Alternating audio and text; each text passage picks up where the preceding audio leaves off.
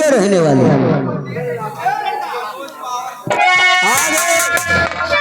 यानी हमारे भैया मनोज कुमार लाइनमैन मऊ के रहने वाले, जो कि भैया की तरफ से 50 किलो में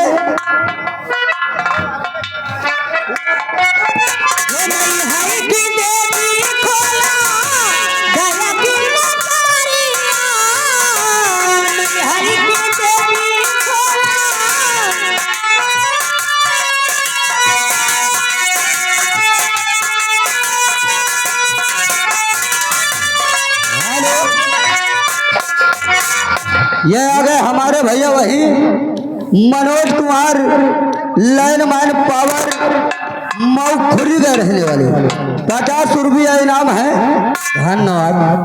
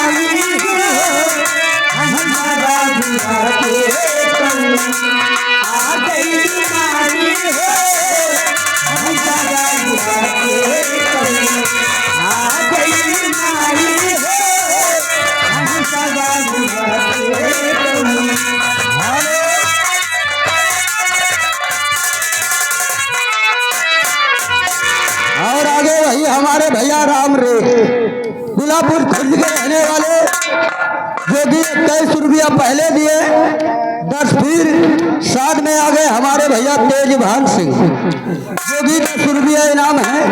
धन्यवाद।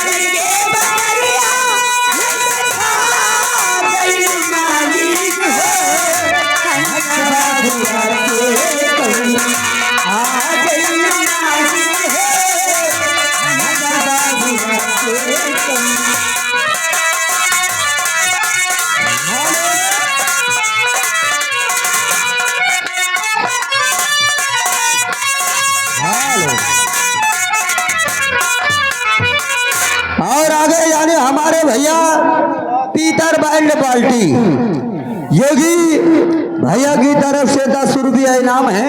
धन्यवाद।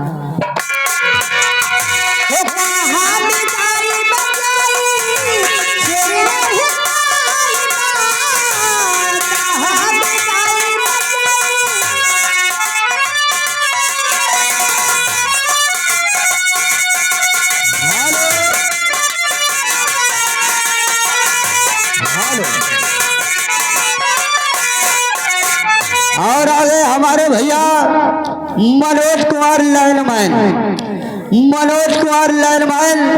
मऊ पावर हाउस, जो कि 20 रुपया इनाम है। धन्यवाद।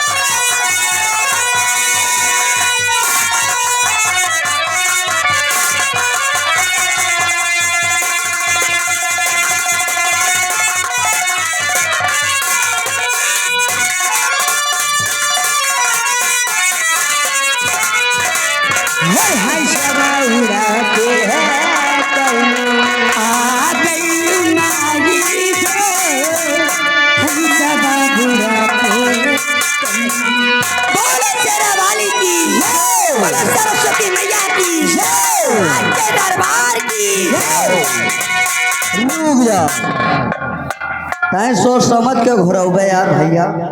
ये आ गए हमारे भैया संजय कुमार, जो कि 20 किलो में 10 रुपया इनाम। कह रहे एक भक्ति गाना और सुनाए दियो।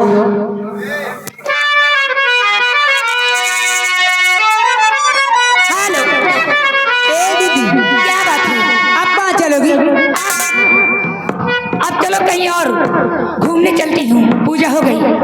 हेलो हेलो, ये आ गए यानी हमारे भैया फौजी टेंट लाइट हाउस यानी घर मालिक जी।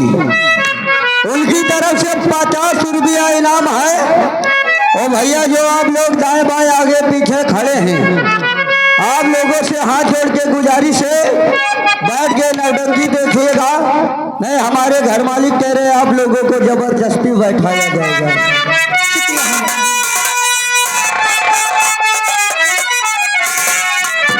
भक्त जी की फरमाइश है, बैठा जी। हर की मुराद